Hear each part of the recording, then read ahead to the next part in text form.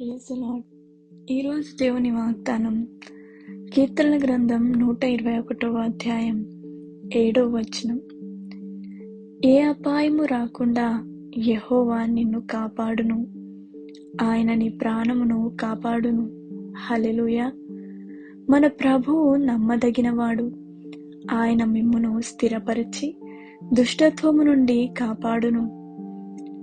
నీవు ఆపదలలో చిక్కుకొని ఉన్నను నిన్ను బ్రతికిస్తాడు.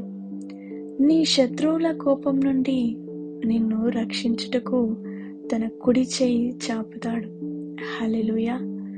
నా ప్రియ సహోదరి సహోదరా, కీర్తనకారుడైన దావీదుపై ఎంతమంది శత్రువులు వచ్చినా, దేవా నీవే నా కాపరివి, నా దుర్గమువు, నిన్నే నేను ఆశ్రయిస్తాను, నా కేడమువు, నా రక్షణ శృంగమువు, నా ఎత్తైన కోటగా నీవే ఉన్నావు, నీవే నా ఆశ్రయస్థానము, నన్ను శత్రువుల నుండి రక్షించు దేవుడవు నీవే అని ప్రార్థన చేశాడు.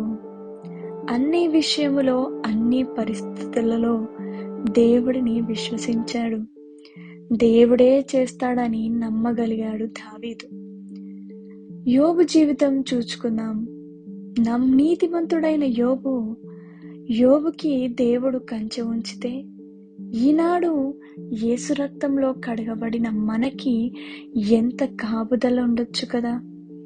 ఆయన రక్తం మనకు రక్ష, నీ ఇల్లంతటికి సురక్ష. నీ కొరకు నా కొరకు రక్తం కార్చిన ప్రభువు మన రక్షకుడు మనతో ఉన్నాడు.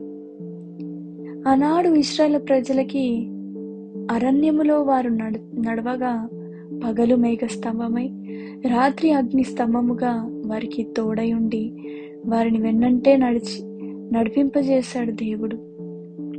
ఈనాడు నీతోనూ నీలోనూ నీ పైన దిగివచ్చే దేవుడు ఆయన ఇమ్మానుయేలుగా నీతో ఉన్న దేవుడు.